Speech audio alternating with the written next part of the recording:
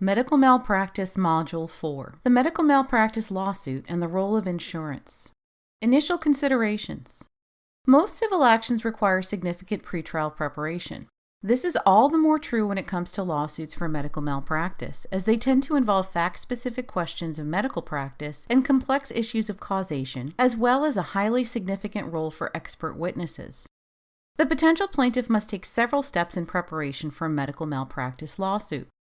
Once an injury is discovered that may have been caused by medical malpractice, the first step is virtually always to consult with an attorney. An experienced attorney will guide the client through the initial determination of whether to proceed with a lawsuit by collecting and assessing preliminary information regarding certain key topics. These relate to the nature of the potential plaintiff's ailment, the conduct of both the doctor and the patient over the course of the treatment and its aftermath, and an estimate of the potential value of a possible damages award.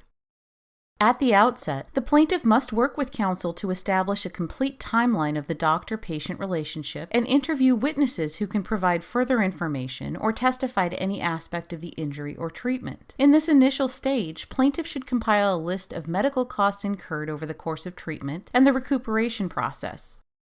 Some of the most important questions that will need to be answered from the outset include how the underlying condition or injury occurred and when it was discovered, which lifestyle changes and limitations are attributable to the injury, and how the medical care provider explained the course of treatment and its risks to the patient. To be useful in determining whether to file a lawsuit, the plaintiff should be specific regarding the harms suffered because of treatment, such as the inability to perform routine functions, loss of employment opportunities, and emotional and psychological impacts. Any available documentation, such as medical charts, doctor's notes, test results, and photographic evidence, should be carefully examined as part of any initial assessment of evidence to corroborate a medical malpractice claim. Some of this documentation can be obtained with the consent of the patient, while more sensitive material may not be available until the discovery process has begun. Another important factor in the decision whether to initiate a medical malpractice lawsuit is whether the proposed defendants could afford to pay a damages award. It may not be worthwhile pursuing even a strong case if it seems unlikely that potential defendants would be able to satisfy a monetary judgment.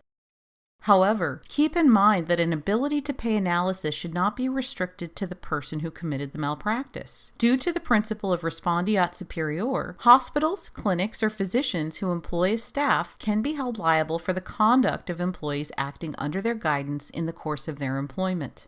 As such, the employer or its malpractice insurance company may be sources from which a potential judgment could be satisfied, even when the person directly responsible for the harm has limited financial resources. Another step in assessing the potential value of the lawsuit is to research relevant state law, such as statutory limits on malpractice recovery. These determinations can provide a roadmap for potential plaintiffs to decide whether the potential damages award is worth the expense and time investment of prolonged litigation and to weigh settlement options. Since these pre-suit investigations can be time-consuming, it's important to pay attention to the statute of limitations in the state of filing and to note whether the statute begins to run from the date of injury or the date the injury is discovered. Note that physicians who have reason to believe they will face medical malpractice lawsuits should undertake similar preparations to collect evidence and interview witnesses.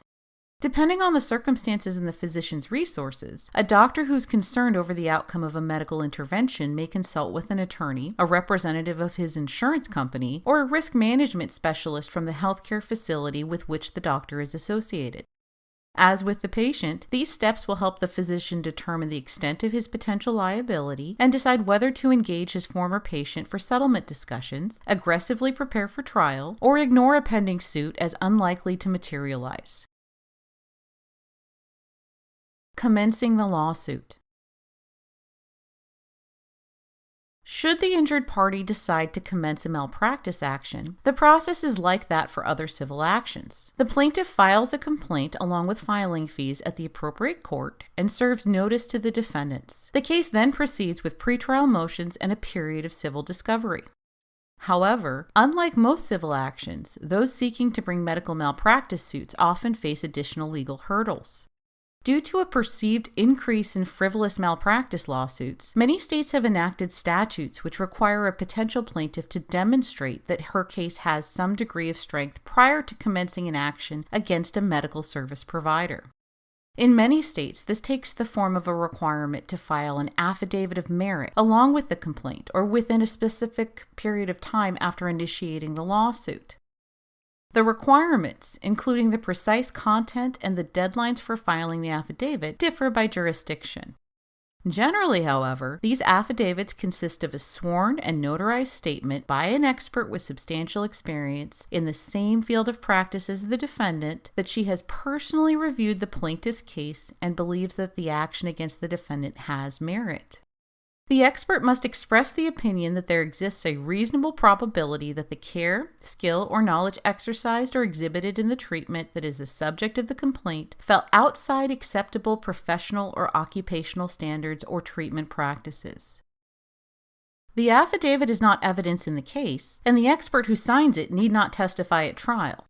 Rather, requiring an affidavit is a means of filtering out groundless cases prior to them being taken up by the court system. In some jurisdictions, this gatekeeper function is accomplished by medical review panels. Claimants seeking to file malpractice claims must first apply to have the cases considered by panels of doctors who decide whether a case has sufficient merit to proceed. The panel generally consists of 3 in-state licensed physicians who practice in the same field as the defendant physician. Each state sets selection procedures, and these typically allow each party to select a panelist. Those panelists, or a court-appointed attorney, will then choose a third panelist. The application consists of a statement of the facts of the case, the parties involved, and the allegation of malpractice. The panel is given access to medical records and patient information to determine whether the claim may proceed to court. Settlement.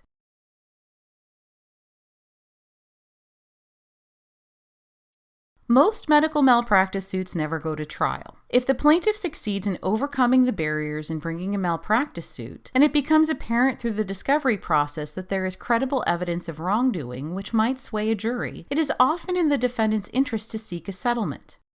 Note, however, that the 2 parties may settle at any point in the litigation process, and settlement discussion may proceed even during or after trial. Settling on monetary compensation without going to trial, or before the trial concludes, reduces the risk of the jury awarding extravagant damages, particularly in a jurisdiction without monetary caps on recovery.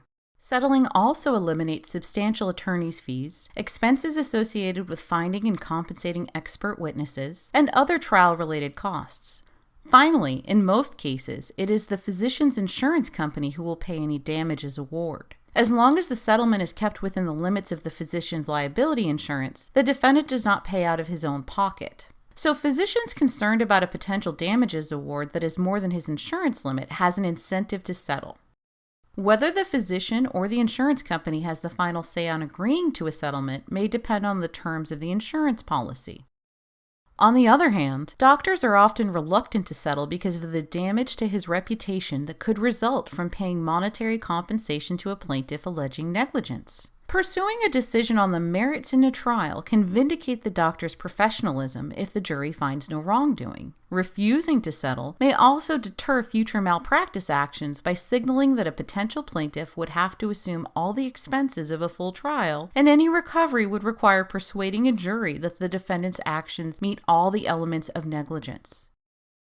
Note that once the case is filed, settlement agreements require court approval. However, judges generally grant approval unless there are compelling public policy reasons to reject the settlement. Mediation and arbitration.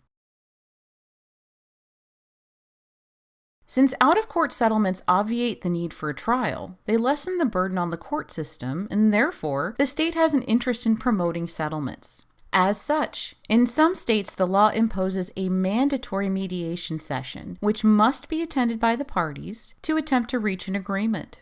In a mediation session, each party can present facts and arguments in their favor. A neutral third party, often the presiding judge or a mediator appointed by the judge, helps the parties to negotiate to try to reach an agreement.